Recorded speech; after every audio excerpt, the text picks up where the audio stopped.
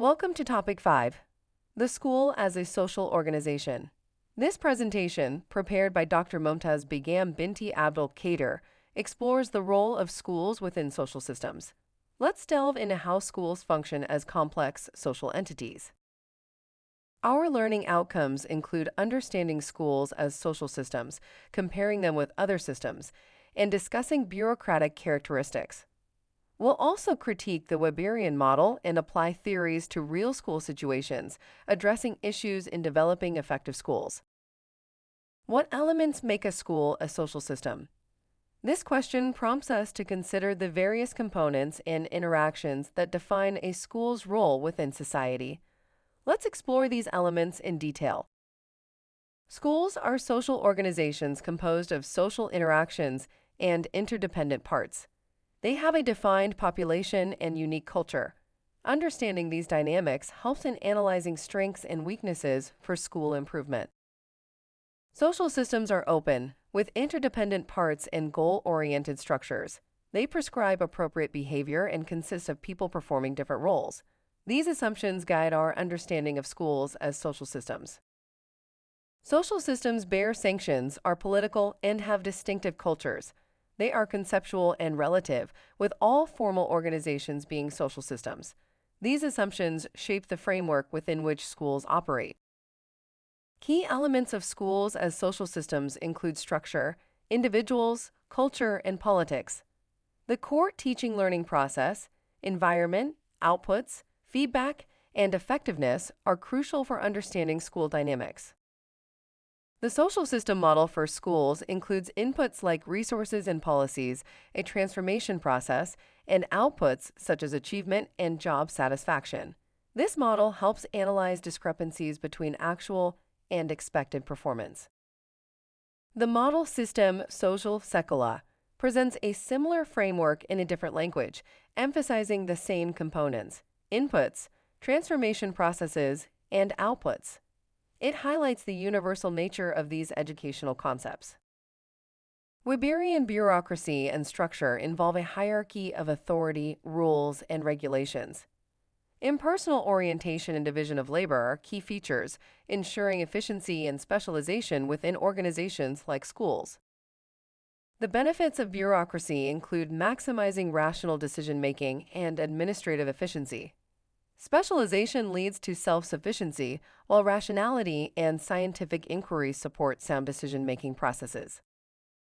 Bureaucracy enhances authority, reducing disagreements and promoting lifelong career orientation.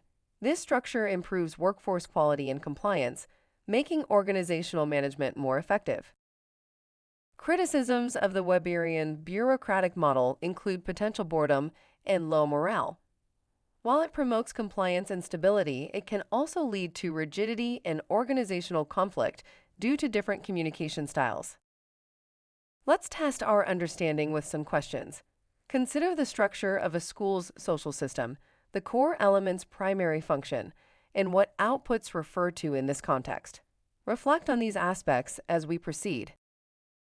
Role theory explores the principal's role across three Reformation eras: intensification, restructuring, and reformation. Each era focuses on different aspects like centralized administration, empowerment, and accountability. The principal's role includes being an executive bureaucrat and leader in teaching.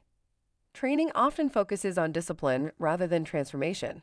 A positive atmosphere is crucial for effective teaching and learning.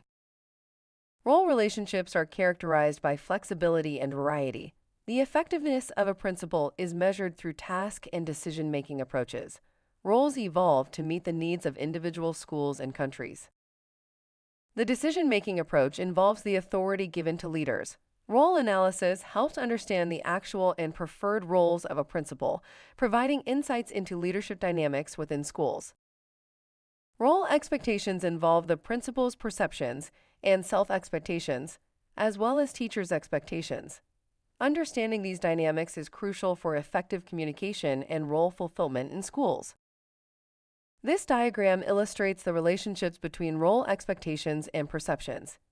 It highlights the importance of communicative, interceptive, and existential distances in understanding the principal's role. The three dimensions of the principal's role include interceptive, communicative, and existential distances. These dimensions emphasize the importance of effective communication and understanding between principals and teachers.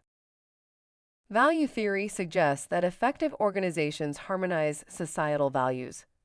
Leaders must understand cultural relationships and be aware of their value systems to lead effectively within and outside the organization.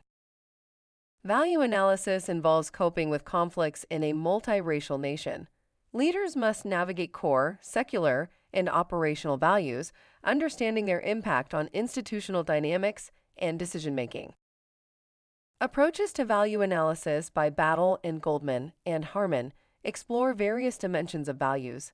These frameworks help in understanding the complex interplay of beliefs and values in educational settings.